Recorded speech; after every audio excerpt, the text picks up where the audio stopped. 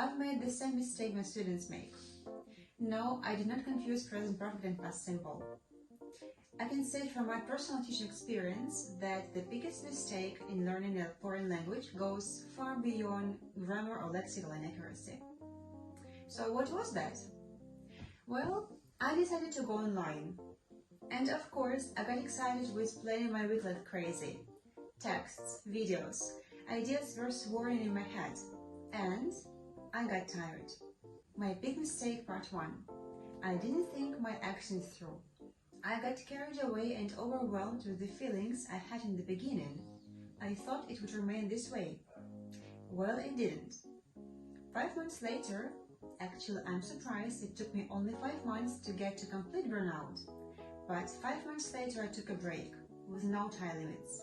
And that was my big mistake part 2. I started pressuring myself for not getting back to my routine.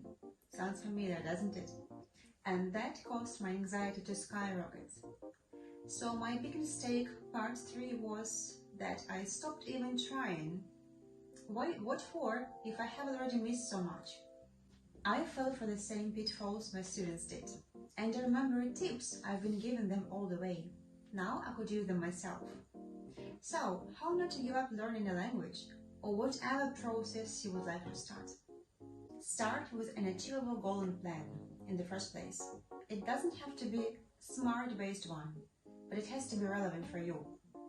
If you are interested in what a SMART goal setting is and how we can or cannot apply it to learning a language, please tell me in the comments, and this will be the topic of the next video. What does it mean to be relevant for you? Let me give an example. If you know that you can set aside only 30 minutes every evening to practice English, do not try to plan 2-hour learning session every day. Or if you know that you need English to communicate with your colleagues, don't start preparing for IELTS. It doesn't align with your life situation and will not help you stay focused. We all get tired, so have a break, but give yourself some time limits.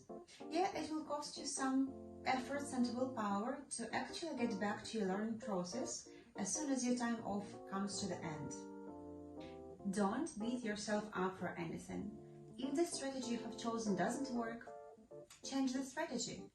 There are so many spheres of life where you depend on somebody else's decision. So let your learning be not your job, but rather your choice, and pleasure that you completely are in charge of the process. Allow yourself not to be perfect. Accept that there are days where you can be less productive, or even admit that the goals you have set are too big. Have you ever made these or similar mistakes on your language learning journey? How did you handle them? Please tell me in the comments.